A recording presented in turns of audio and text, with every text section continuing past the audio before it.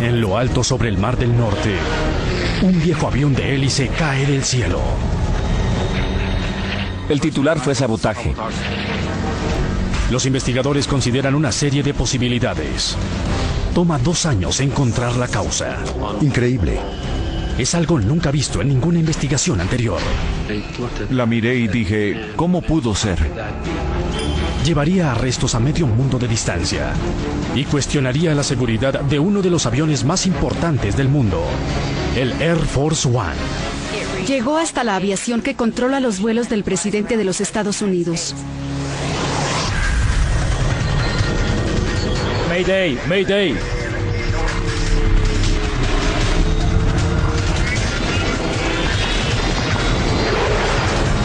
Catástrofes aéreas. Esta es una historia real. Está basada en informes oficiales, grabaciones de voz en la cabina del piloto y relatos de testigos. El asesino silencioso. 4:30 de la tarde, 8 de septiembre de 1989.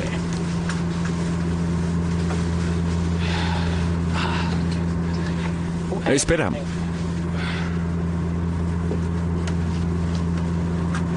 Knut Beiten y Finn Peter Berg pilotean un vuelo charter desde Oslo, Noruega, a la ciudad alemana de Hamburgo. Parn Air 394 ubicado en el radar. El avión está a unos 100 kilómetros de la costa danesa. 124,55, Parn Air 394. ¿Cómo estuvo la cena? Deliciosa. Un poco costosa, pero deliciosa. Los 2 amigos han volado juntos alrededor del mundo, incluyendo áreas remotas de África. Tienen mucha experiencia y ambos están a solo meses de la jubilación. Copenhague, buenas tardes. Parn Air 394 manteniendo nivel de vuelo 220. Parn Air 394 en radar, control de Copenhague. 394. El avión vuela a 20.100 pies sobre el Mar del Norte. Pilotean un bimotor Convair 340-580. Una aeronave popular para rutas cortas como esta. El avión fue fletado por la compañía de envíos noruega Wilhelmsen. Los 50 pasajeros son ganadores de un premio de la compañía que los envía a un viaje gratis a Hamburgo para la inauguración de una nueva nave. Algunos tal vez ya habían estado en ceremonias de inauguración, pero estas son muy emocionantes y el ambiente era muy bueno en el momento de la partida. Uno de los mejores empleados de la compañía es escogido para pronunciar un discurso en el bautizo de la nave en Hamburgo. Tienes que dar un discurso, y no es muy frecuente que una persona normal dentro de la compañía tenga el honor de inaugurar una nave, pero sentimos que estaba bien.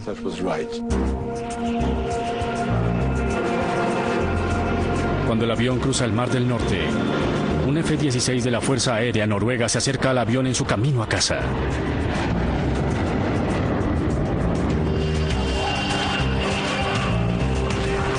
Mira eso, a las 11.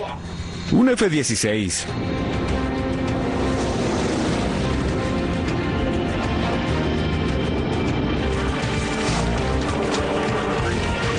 De repente, el avión experimenta una sacudida violenta.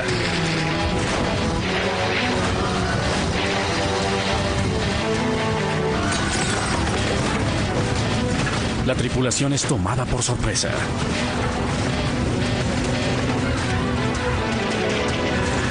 El avión empieza a dar vueltas. El control de tráfico aéreo nota que el Parn Air 394 está fuera de curso y cae del cielo.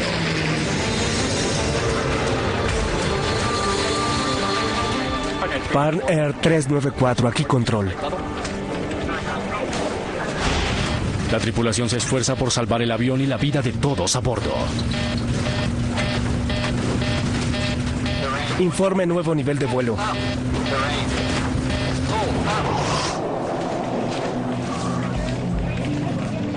Nuevo nivel de vuelo. Luego desaparece.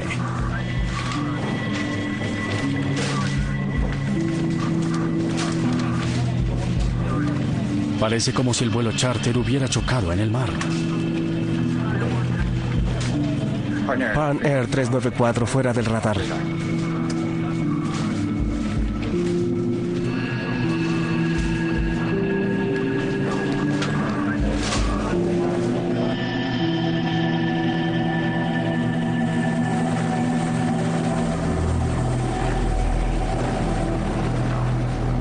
Equipos de rescate se dirigen al sitio de la caída unos 20 kilómetros al norte de la costa danesa.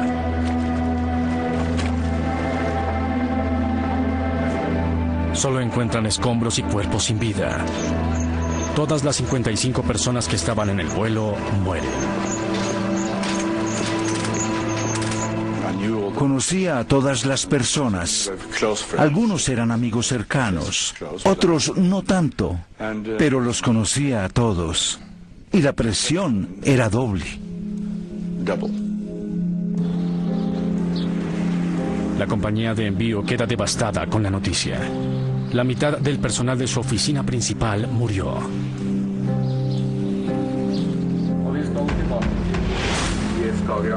Es el desastre aéreo más grande en la historia de Noruega.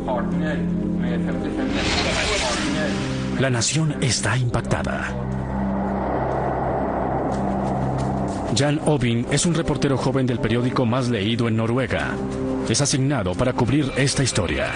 Uno de los inspectores de la Agencia Federal de Aviación Noruega se apresuró a decir que fue un sabotaje.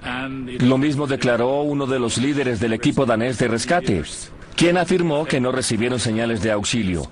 El avión solo se cayó del cielo, lo que significaba que tenía que ser una bomba o algo así. Y alguien lo relacionó con Lockerbie el año anterior. En diciembre de 1988, el vuelo 103 de Pan Am explota sobre Lockerbie, Escocia. La evidencia en ese caso apunta concluyentemente a una bomba. Los periodistas noruegos revelan un hecho inquietante sobre el avión de Pan Air. Nuestra primer ministro en el momento, Gro Harlem Brundtland, usó el avión en su viaje de campaña al norte de Noruega. Y Agassi lo usó durante unos días, 2 o 3 días antes del incidente. La nación se pregunta, ¿pudo ser la tragedia un asesinato premeditado? El titular fue sabotaje y ocupaba toda la portada. Una bomba explicaría la caída súbita del avión. ¿Fueron las 55 personas a bordo víctimas inocentes de un atentado?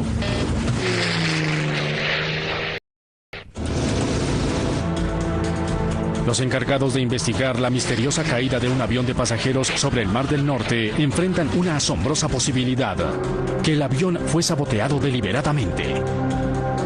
Quiero registros. La Junta Noruega de Investigación de Accidentes recluta a un investigador de la Fuerza Aérea, Finn Heimdall, para unirse al equipo. Será una prueba rigurosa para sus habilidades investigativas. Me alegra estar aquí. Empecé hace muchos años con la Fuerza Aérea. Vi algunas investigaciones muy mal manejadas y pensé que podía hacerse mejor que eso.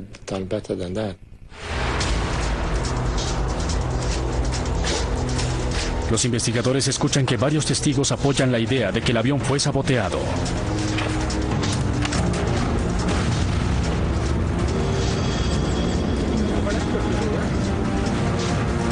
Un joven afirma haber oído un sonido como de cañón proveniente del sitio de la caída en las afueras de la costa danesa.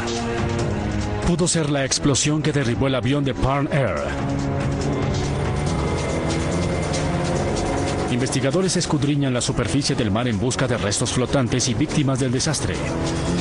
Al final, solo quedan 5 cuerpos sin encontrar. Los demás son llevados a Dinamarca para las autopsias. Un mes después del incidente, los investigadores están ocupados recuperando escombros hundidos. Trazaron la posición de los restos en el lecho del océano usando un sonar de escaneo lateral. Envía ondas sonoras que son devueltas cuando encuentra objetos. El equipo del sonar esbozó una imagen notablemente exacta de los escombros submarinos. Le ayuda a los investigadores a ver que las partes del avión se esparcieron sobre un área de 2 kilómetros. Es una pieza importante de evidencia.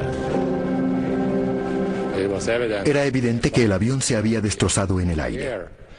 No golpeó el mar en una sola pieza. Eso era seguro. La fragmentación en pleno aire sugiere que una bomba derribó el avión.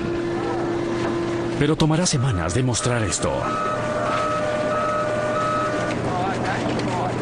Entre tanto, los investigadores esperan que las cajas negras del avión proporcionen una visión más precisa de la caída. La grabadora de voz del avión y luego su grabadora de información son recuperadas del lecho marino y enviadas a los laboratorios para su análisis. Ambas cajas se dañaron en el desastre.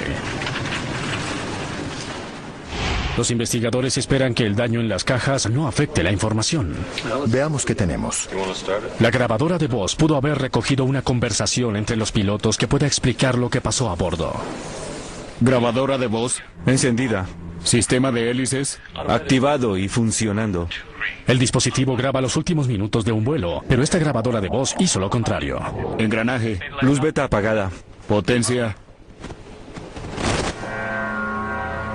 Grabó el comienzo del vuelo y luego misteriosamente dejó de grabar antes de que el avión despegara. Grabó la conversación en tierra. Pero en cuanto el motor se cambió a revoluciones por minuto normal para despegar, dejó de funcionar. Eso fue una decepción. A pesar del mal funcionamiento, la grabadora de voz recogió una conversación intrigante entre los dos pilotos. ¿Cómo está el tiempo? Hay buena visibilidad. Espero que siga así. La grabadora de voz les dice a los investigadores que el vuelo 394 empezó con un problema inusual. Park Air estaba en terribles aprietos financieros y averiguamos que unas horas antes de que el avión despegara, las autoridades noruegas de la aviación enviaron un telex informándoles a todos los aeropuertos en Noruega que no permitieran despegar a ningún avión de Park Air porque debían mucho dinero en costos no pagados y derechos. No despegaremos hasta pagar la factura de alimentos. ¿Cuánto traes? ¿En serio?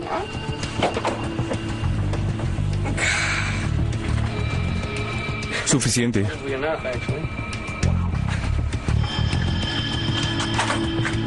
Me encargaré. El primer oficial se vio obligado a salir de la cabina del piloto para pagar a los proveedores de la comida a bordo. Los investigadores revisan los registros de mantenimiento para averiguar por qué la grabadora de voz solo grabó la conversación de la tripulación cuando estaban en tierra. Descubren que la grabadora de voz de la cabina del piloto fue modificada hace más de 10 años. ¿Modificada para cambiar el aire acondicionado principal?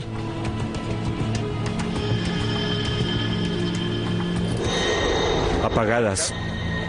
Fue alterada para que cuando los motores tuvieran toda la potencia para despegar, la grabadora de voz cambiara automáticamente de las baterías del avión a su generador.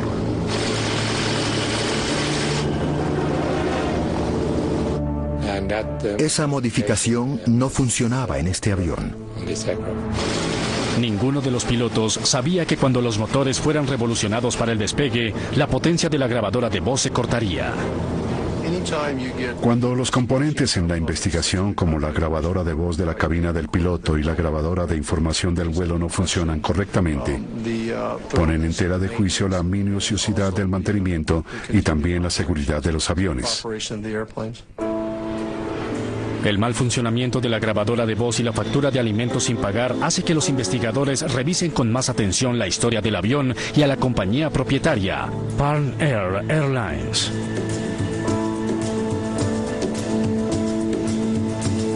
Esta aerolínea operaba una flota de aviones en su mayoría viejos que volaban a destinos en el norte de Europa. El Com Air, que colisionó en el Mar del Norte, era una de las adquisiciones más recientes de la aerolínea. Pero el avión ya tenía 36 años. Tenía una historia complicada tanto de propiedad como de modificación. El mayor cambio se hizo en los motores de la aeronave. La modificación más importante fue la actualización a motores de turbina. En aviones de hélices, la hélice mueve el aire hacia atrás impulsando al avión hacia adelante. Los primeros aviones turbohélices usaban motores de pistón para girar la hélice. Pero los motores de turbina, que usan una serie de abanicos, no pistones para comprimir el aire, generan sustancialmente más potencia.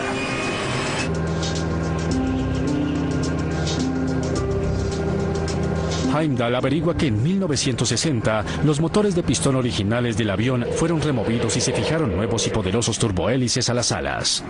Es una modificación que proporciona más poder, pero podría tener su riesgo. Hubo un aumento considerable en caballos de fuerza al encender los motores de turbina. ¿Qué podría hacerle a la estructura del avión? Heimdall fue asignado para analizar los motores del avión. Quiere saber si los motores de turbina pudieron destrozar la vieja aeronave. Empecé preguntándome, ¿cómo puede hacerse pedazos un avión en pleno vuelo?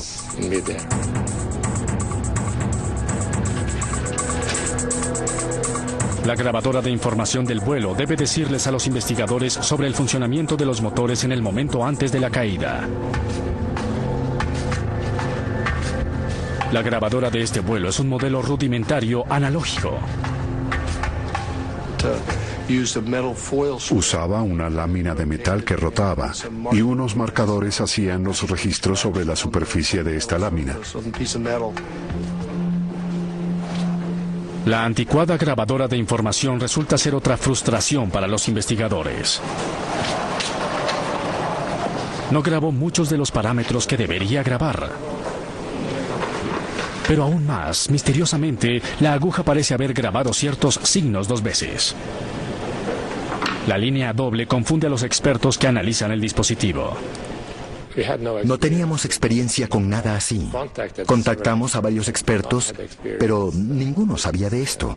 Nunca vi algo semejante. La información del vuelo no les ofrece a los investigadores ninguna revelación precisa sobre la caída. Heimdall se pregunta ahora si el mal funcionamiento de la grabadora pudiera ser una pista en sí.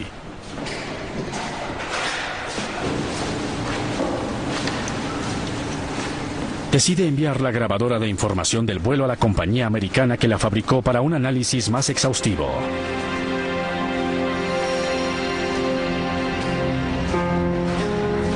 Los investigadores reconstruyen cuidadosamente el avión de Parn Air. A medida que el fuselaje toma forma, el avión reconstruido proporciona cierta evidencia asombrosa a los investigadores. Lo único que podría destruir el avión en pleno vuelo sería una explosión. Y algunas de las partes eran un poco sospechosas. Sospechosas por lo descubierto en ellas. Se rumoraba que se encontraron explosivos en el avión de Parn Air. Hay rastros de un poderoso explosivo del ejército. La cantidad es pequeña, pero la prensa se entera. Posible bomba.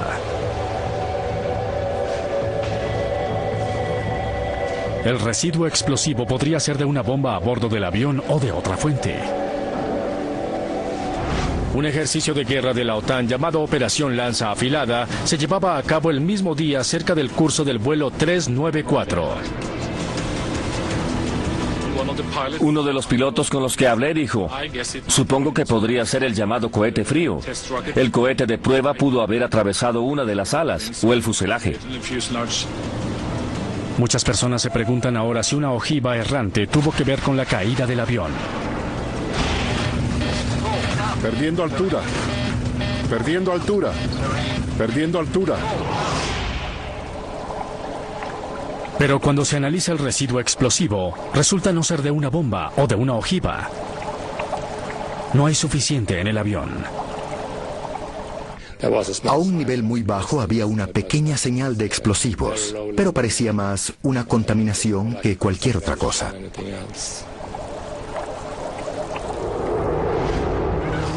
Muchas batallas se libraron en las afueras de la costa danesa. El mar está lleno de municiones viejas. Los investigadores creen que el avión recogió algún residuo explosivo mientras yacía en el lecho del océano. Los explosivos son descartados como una causa del desastre. Se llamó al metalúrgico Terry Hislop.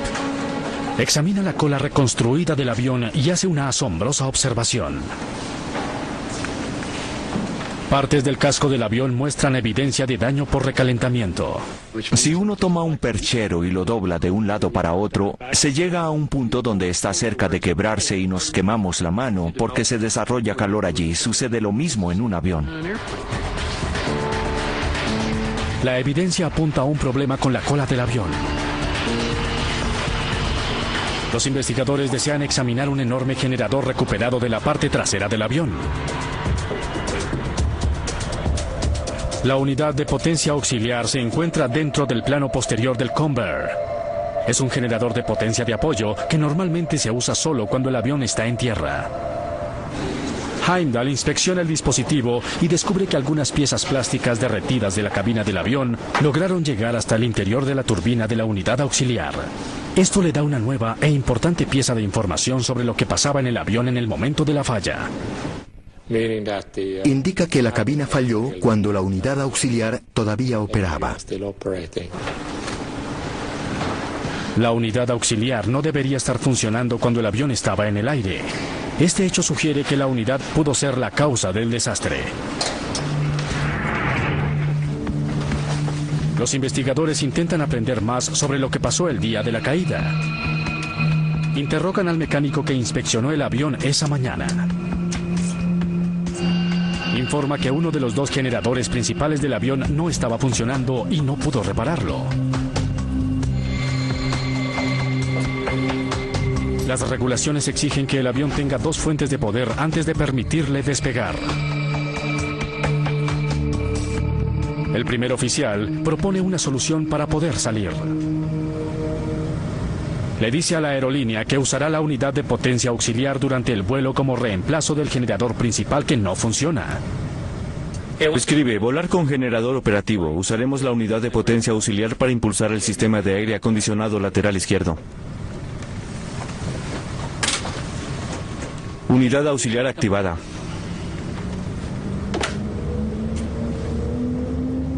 Luces beta apagadas.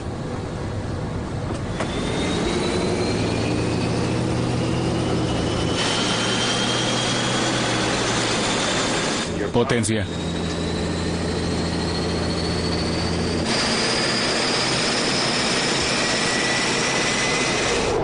Durante la inspección a la unidad auxiliar, Heimdall hace un importante descubrimiento. Cuando vi esta pieza noté que no era en absoluto la parte normal de un avión. Estaba fabricada en forma muy rudimentaria, con un pedazo de hierro y soldado muy anticuadamente. Nota que una de las monturas que fijan la unidad auxiliar al avión está rota. La unidad contiene una turbina que gira rápidamente y genera electricidad. Si no se mantuvo de forma segura en su lugar, pudo causar esta caída.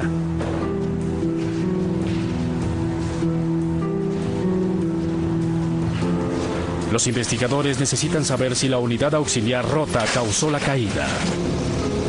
Descubrirán pronto que solo es una pieza de un rompecabezas mucho más complicado. Los investigadores averiguaron que el vuelo 394 de Parnair volaba con una montura de la unidad auxiliar rota.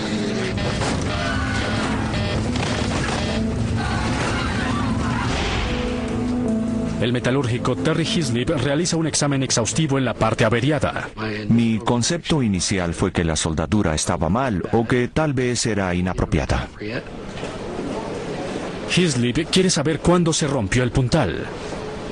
Si hubiera sucedido durante el último vuelo del avión, podría explicar el accidente.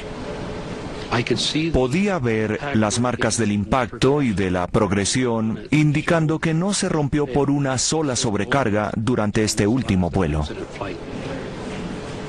La forma como la montura rota está gastada le dice a Hislop que la montura que mantenía la unidad auxiliar en su lugar no se rompió el día del accidente. Estaba rota desde mucho antes de despegar.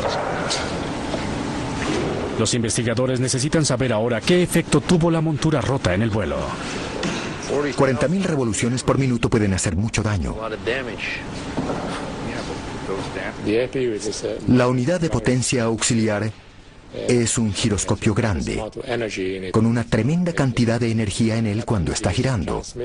Y si esa energía es transmitida a los alrededores, al fuselaje, a la estructura, puede impactar todo el patrón de vibración en la cola. Los investigadores quieren saber si alguien sintió las vibraciones en este avión particular. El interrogatorio a personas que volaron en él proporcionan algunas respuestas.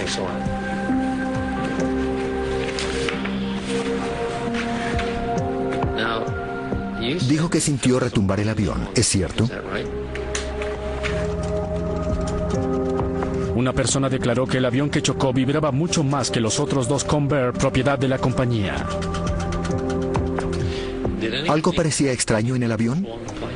Pero otros no mencionaron las vibraciones. ¿Buen vuelo?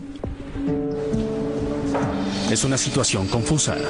Los investigadores saben que la montura de la unidad auxiliar estaba rota antes del vuelo, pero todavía no saben si tuvo que ver en la caída o si afectó la cola del avión. Luego la reconstrucción empieza a aclarar las cosas.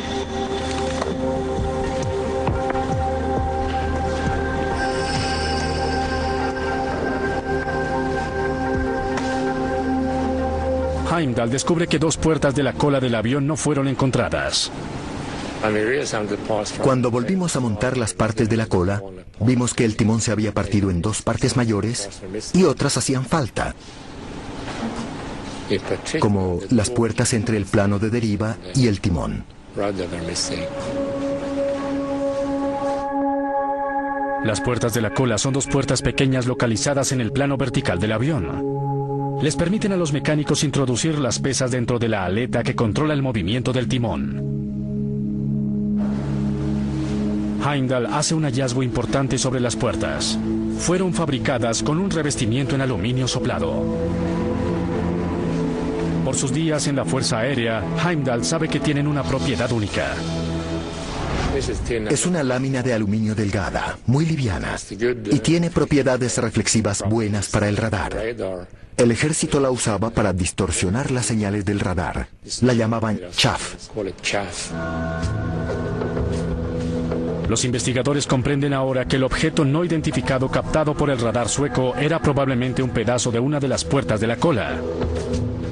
Al conectar las puertas perdidas, supimos con la información del radar que esto sucedió a altitud de crucero, porque el objeto de caída lenta venía de un nivel muy alto, a altitud de crucero prácticamente.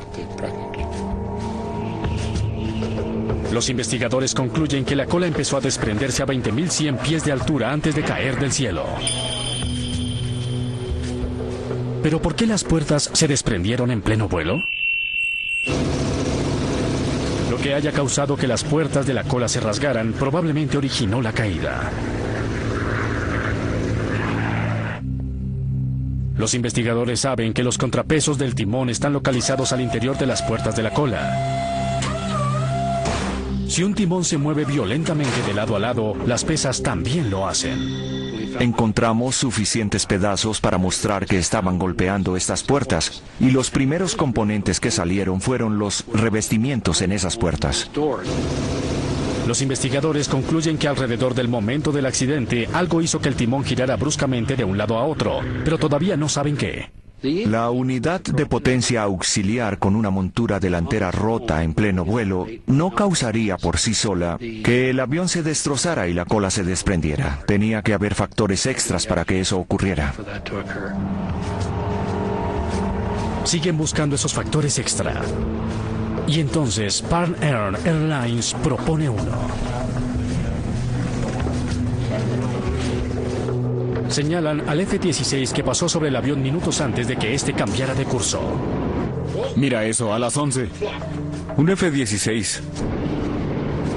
En Pan Air afirman que el jet militar volaba más rápido de lo normal.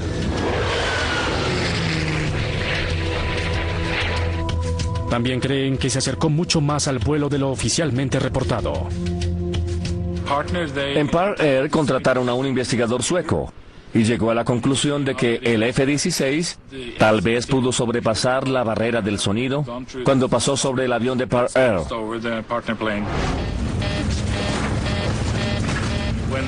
Cuando un avión de combate o cualquier otro avión rompe la barrera del sonido, se tiene esta onda de presión. Y la teoría decía que esta onda de presión hizo que el avión se desintegrara en el aire.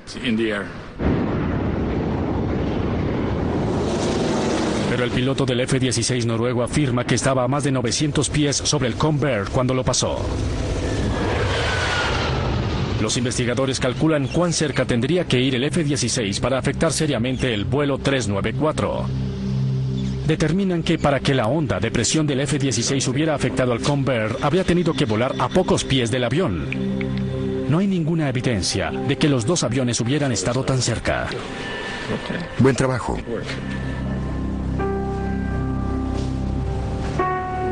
Se recuperó el 90% de los restos del avión en el mar.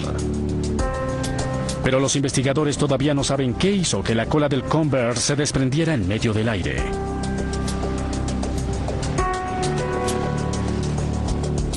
Durante el curso de la investigación, Finn Heimdall fue promovido, pero no tiene idea de cómo resolver el enigma que obsesiona a su nación. Me pidieron que me hiciera cargo del resto de la investigación del hardware. Tenía gran cantidad de partes recuperadas, pero pensé que nunca llegaría al final de esto.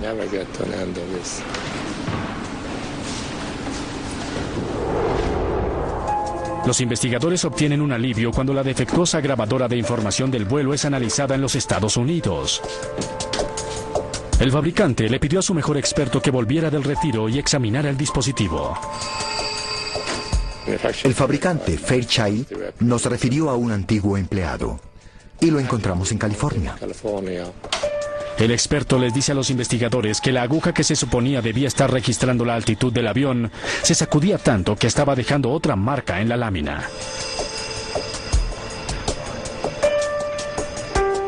Pero luego va un paso más allá. La grabadora tiene capacidad para grabar durante cientos de horas. Al desenrollar todo el carrete de metal, ve que la grabadora estuvo vibrando bruscamente durante meses.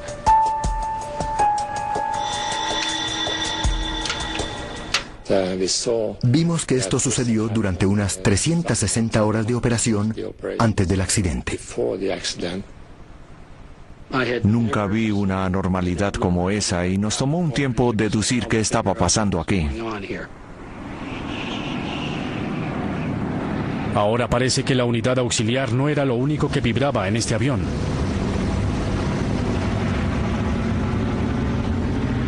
Los investigadores deciden trazar cronológicamente la historia de las vibraciones. Notan un cambio inusual en el patrón de las vibraciones. 2 meses antes del desastre, las vibraciones se detuvieron de repente durante varias semanas. No hubo vibración durante 16 vuelos. Aumentó intensidad y frecuencia hasta el verano del 89. Y luego el patrón cambió. Después de mejorar, el patrón de las vibraciones empeoró de nuevo hasta el momento del accidente. ¿Qué pasó? Los investigadores necesitan averiguar ahora qué cambió en el avión durante el periodo de 2 semanas cuando las vibraciones cesaron. ¿Por qué estuvo fuera de servicio? ¿Dónde se reparó? La aerolínea les dice a los investigadores que durante ese tiempo el avión estaba en una reparación general en Canadá. Entendido, gracias.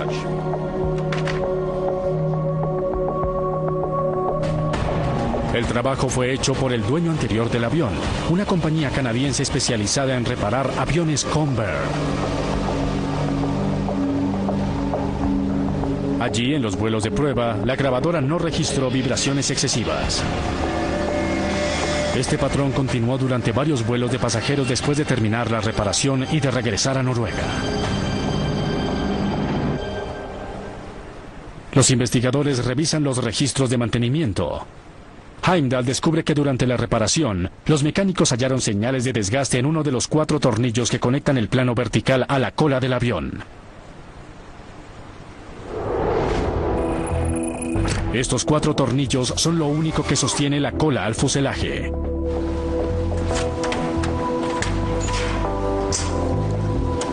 Durante la reparación del Convair en julio de 1989, un mecánico reemplazó uno de los 4 tornillos.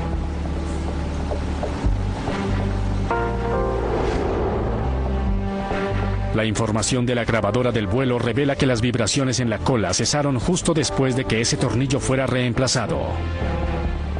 Cesaron las vibraciones. Increíblemente, los investigadores pueden recuperar todos los 4 tornillos que mantenían la cola en su lugar.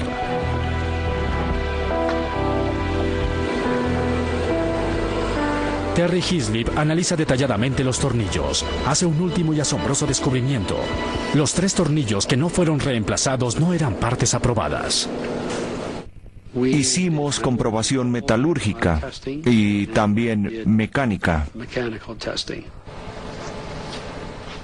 Y al realizar estos análisis, supimos que los 3 tornillos no eran de buena calidad, no eran originales. Su análisis muestra que los tornillos defectuosos no fueron tratados al calor como debería hacerse. Como resultado, solo tenían el 60% de la resistencia normal. Los investigadores saben finalmente por qué la cola estuvo vibrando durante meses. 3 de los tornillos que la sostenían en su lugar eran muy débiles. No resistieron. Increíble. 3 tornillos que sostenían la cola al resto del avión no eran partes auténticas, eran imitaciones aparentemente buenas. Avión accidentado tenía partes falsificadas. Los tornillos débiles hicieron que los investigadores tuvieran que responder una pregunta crítica. ¿Por qué la cola no se desprendió en los 16 vuelos anteriores donde vibró excesivamente? ¿Por qué en este último vuelo?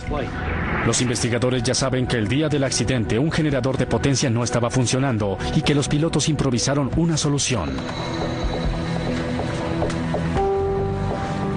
Escribe, volar con generador operativo. Usaremos la unidad de potencia auxiliar para impulsar el sistema de aire acondicionado lateral izquierdo. Unidad encendida. Los pilotos no sabían que la montura de la unidad auxiliar estaba rota y que el motor vibraba considerablemente. Su decisión de usarla a lo largo del vuelo empeoró la situación.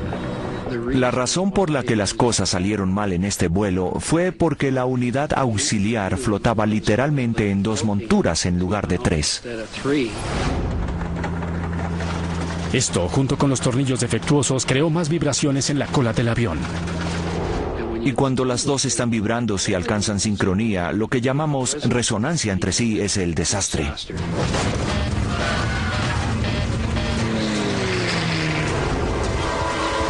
Los investigadores concluyen que las vibraciones en la cola y las vibraciones de la unidad auxiliar pudieron combinarse en una fuerza letal. Esto es lo que obtuvimos de la gente en MIT. Técnicamente, las vibraciones pudieron destrozar el avión. Si las 2 piezas sueltas empiezan a vibrar con la misma frecuencia, se obtendrá un múltiplo de esa frecuencia, lo que se llama un acople armónico. Y una vibración alimenta a la otra, se alimentan entre sí y se hacen cada vez peor. El ejemplo más famoso de acople armónico ocurrió en el puente Tacoma Narrows en el estado de Washington en 1940. El puente recién construido, de acero y concreto, empezó a oscilar a lo largo, y luego un viento de costado empezó a mecerlo de izquierda a derecha. Las 2 vibraciones moviéndose en direcciones diferentes se combinaron para crear una sacudida violenta que destrozó el puente.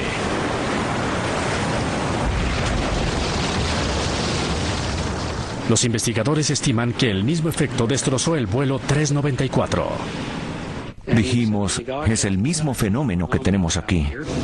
Esta combinación letal de vibraciones hizo que la cola se sacudiera de un lado para otro tan violentamente que el timón se bloqueó a la izquierda. Esto causó que el avión hiciera un giro a la izquierda tan abrupto que aumentó la corriente de aire sobre el ala derecha, creando una elevación mayor y haciendo que el avión rotara. El avión se recuperó brevemente, pero el timón se bloqueó de nuevo a la izquierda y las puertas de la cola se desprenden. Gira una segunda vez y la cola empieza a desintegrarse. Después de eso, la tripulación no tuvo esperanza. Los investigadores concluyen que fueron los 3 tornillos falsos los que iniciaron la caída del Pan Air.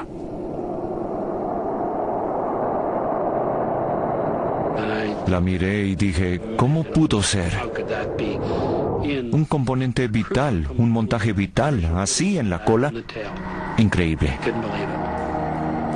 El informe del vuelo 394 de Pan Air causa revuelo en toda la industria de la aviación. Es la primera vez que un desastre aéreo es relacionado con partes de repuesto no aprobadas. Plantea una pregunta aterradora. ¿Cuántas de las partes puestas en los aviones alrededor del mundo no son genuinas? El accidente de este avión fue el evento seminal que hizo que las personas reconocieran el problema de las partes no aprobadas y el hecho de que todos los inventarios en el mundo de partes de avión estaban contaminados. Hay 6 millones de partes removibles en un 747. El negocio de las partes de repuesto es una industria que mueve 45.000 millones de dólares. Y en el momento del accidente, esa industria funcionaba casi sin regulaciones. Mary Schiavo es la antigua inspectora general del Departamento de Transporte, la agencia que vigila la FAA o Agencia Federal de Aviación. Nadie sabía lo grande que era el problema debido al desastre, pero cuán grande lo era en los Estados Unidos. Y nos pusimos en la tarea de medirlo. Empezamos auditando las partes de repuesto de la propia FAA y tenían el 39% de partes falsas. Encontramos que si las partes hubieran provenido de intermediarios que formaban un porcentaje grande en la industria de las partes de repuesto, el 95% de ellas no eran auténticas. La FAA pronto encontraría partes falsas en un avión considerado ampliamente como el avión más seguro en la Tierra.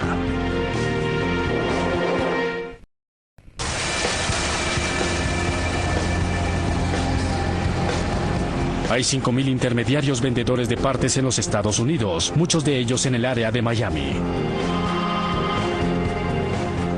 Los intermediarios no tenían regulación de ninguna clase. Si tenías un teléfono y un fax, eras un intermediario. De la noche a la mañana te metías en el negocio de la venta de partes y las conseguías en cualquier lugar. En patios de chatarra, en desguazaderos, en aviones viejos, de accidentes, con personas dispuestas a fabricarlas sin preocuparse por la ley. Las partes de repuesto para aviones son costosas. Un solo tornillo, como el que sostenía el plano vertical del vuelo de Pearl Air, puede costar hasta $250. Una imitación puede conseguirse hasta en $30. Una verdadera ganga. Y cuando se tienen situaciones como las de hoy, donde las aerolíneas se manejan con bajos presupuestos, y hay unas 8 o 10 aerolíneas importantes en los Estados Unidos que están al borde de la quiebra, todas quieren rebajar costos. La FAA lanza una investigación a gran escala para las partes ilegales y realiza operaciones encubiertas para descubrir a distribuidores poco escrupulosos. Los investigadores revelan una industria en el mercado negro que hace que miles de partes usadas o de inferior calidad parezcan nuevas. Son imitaciones muy buenas, es difícil reconocerlas. En el momento del accidente del Pearl Air, se hacían revisiones y balances al sistema que se suponía impedía que partes falsas llegaran a las grandes aerolíneas. Por ejemplo, cada parte de repuesto necesita la firma de alguien para verificar su autenticidad. Debe tener alguna documentación que certifique que está en condiciones de vuelo. El mantenimiento debe ser hecho por alguna entidad certificada. Pero los investigadores descubren que además del mercado grande en partes de repuesto, también hay un mercado floreciente en etiquetas falsas de la FAA.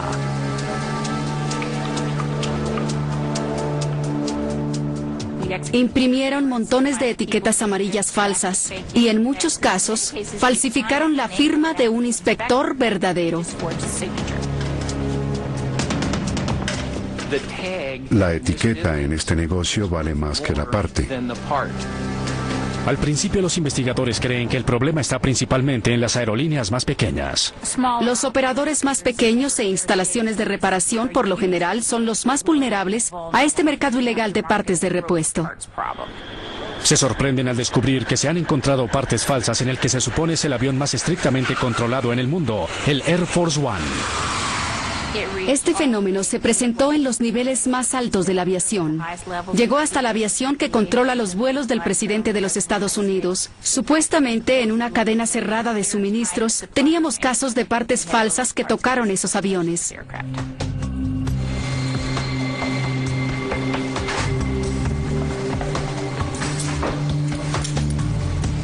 La Agencia Federal de Aviación responde rápidamente. Más de 100 distribuidores son arrestados.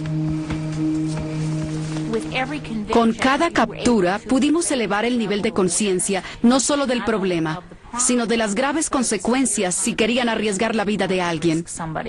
Y creo que lo más importante que hicimos fueron las condenas por esos delitos. Como resultado de su investigación, la FAA instituye un sistema mucho más riguroso para documentar las partes de avión. Amenazan a las aerolíneas con cargos penales si aceptan a sabiendas las partes falsas. Las cosas son diferentes hoy porque tenemos un cuerpo entero de regulaciones.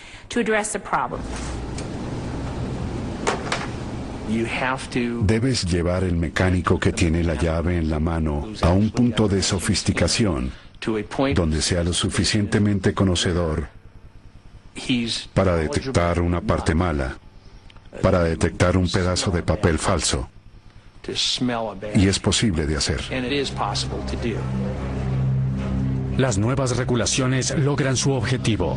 En las 2 décadas que siguen al desastre del Pan Air 394 no hubo un solo accidente fatal atribuido a las partes falsas.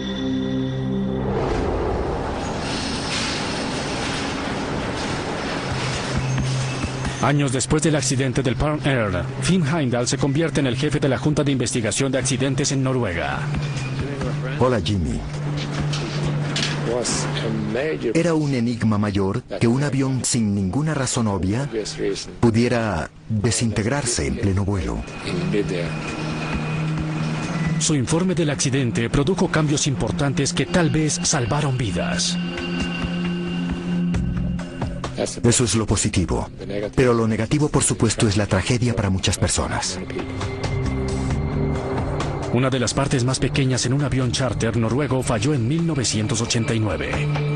Gracias a que los investigadores encontraron la causa de ese accidente, los pasajeros alrededor del mundo están más seguros.